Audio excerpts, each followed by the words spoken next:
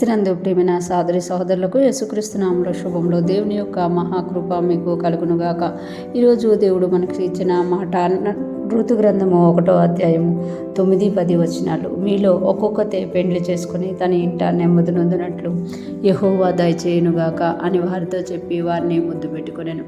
అంతటా వారు ఎలుగెత్తి ఏడ్చి నీ ప్రజల యొద్దకు నీతో కూడా వచ్చేదమని ఆమెతో చెప్పగా, ఈ మాటలు మనము ఋతు గ్రంథంలో చూస్తున్నాము. ఋతు గ్రంథంలో నయోమి ఇక్కడ మంచి అత్తగా మనకు కనబడుతున్నమాట. ఆమె అక్కడ ఏమంటుంది అని అంటే, మీలో ఒక్కొక్కటి పెండ్లి చేసుకొని తన ఇంట నెమ్మది నొందినట్లు యెహోవా దయచేయునుగాక అని వారితో చెప్పి వారిని ముద్దు పెట్టుకున్నాను. అంటే మీరు నెమ్మదిగా ఉండండి, మీరు వెళ్ళిపోండి. అంటే విధవరాండ్రైన కోడండ్లని తనతో కూడా తీసుకొని వెళ్ళిపోవాలి, వాళ్ళ మీద బతకాలి అని కాకుండా మీరు వెళ్ళిపోండి, మీ ఇంటికి వెళ్ళిపోయి, మీ కన్నోరింటికి వెళ్ళిపోయి దేవుడు మీకు దయచేసేటట్టు, దేవుడు మీకు ఇచ్చేటట్టు మీరు పెళ్ళిళ్ళు చేసుకొని మీ ఇంటంతే నెమ్మదిగా ఉండండి, అలాగ దేవుడు మీకు దయచేయునుగాక అని చెప్తున్నారు.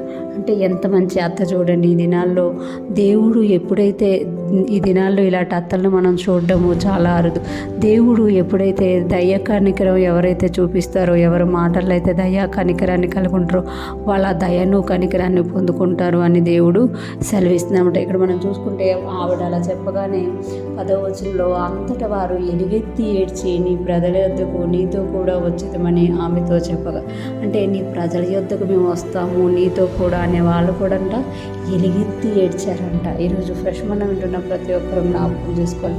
దేవుని సన్నిధిలో ఉన్నవారు నయోమి మంచిగా కనిపిస్తుంది, ఋతు ఓర్ఫ కూడా మంచిగా కనిపిస్తున్నారు. వెళ్ళిపో అనగానే వెళ్ళిపోలేదు, వాళ్ళు ఎలుగెత్తి ఏడ్చారంట. అంటే మేము నీ యొద్దకు వస్తాం, నీ ప్రజల యొద్దకు వస్తాం, నీ దేవుని యొద్దకు వస్తాం అని తెలియజేస్తున్నామట. అంటే ఇక్కడ ఈ ముగ్గురు స్త్రీలు కూడా మంచిగా కనిపిస్తున్నారు, కానీ వాళ్ళకి జరిగిన నష్టం చూస్తే వాళ్ళు భర్తలను కోల్పోయి ఉన్నారు, వాళ్ళ సర్వస్వాన్ని కోల్పోయి ఉన్నారు.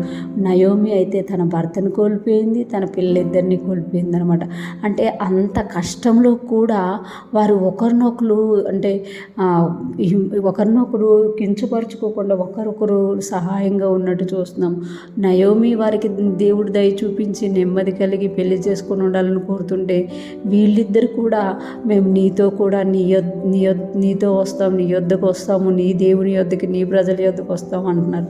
అంటే వాళ్ళ మధ్యన మంచి అండర్స్టాండింగ్ ఉంది. అటువంటిగా కుటుంబాలు ఉండాలి అని దేవుడు కోరుకుంటున్నాడు. మన కుటుంబ సభ్యుల మీద మనం ఎప్పుడైతే దయను కనికరాన్ని చూపిస్తామో దేవుడు వారిని ఆశీర్వదించే దేవుడుగా ఉన్నారు. మనం ఎవరికి దయ చూపిస్తామో ఆ దయ అనేది మరలా మనం పొందుకుంటాం. ఎవరికి కనికరాన్ని చూపిస్తామో ఆ కనికరాన్ని మనం పొందుకుంటాం. ఎవరికైతే మనము మనసులో కానీ బయటికి కానీ జలస్ చూపిస్తామో అది మరలా మనం పొందుకుంటాము అని ఈ ముగ్గురు తెలియజేస్తున్నారు. ఈరోజు ఫ్రెష్ మనం వింటున్న ప్రతి ఒక్కరూ జ్ఞాపకం చేసుకోవాలి. నయోమిలాగా ఋతులాగా మన మాటలు దయ కలిగినవిగా, ఇతరుల క్షేమాన్ని కోరేవిగా, ఇతరులని దేవుని సన్నిధిలో ఎత్తుపట్టేవిగా ఉండాలి. అలాంటప్పుడు మనము కూడా అలాగా ఆశీర్వదింపబడి దేవునికి మహిమకరంగా జీవిస్తాం. అటువంటి గొప్ప కృప మనందరికీ కలుగునుగాక. దేవునిలో మనం ఎదుగుతూ ఆయన గుణలక్షణాలైన దయను కనికరాన్ని, ఇతరుల క్షేమాన్ని కోరేవారిగా ఉంటూ ముందుకు సాగిపోదుముగాక. ఆమేన్.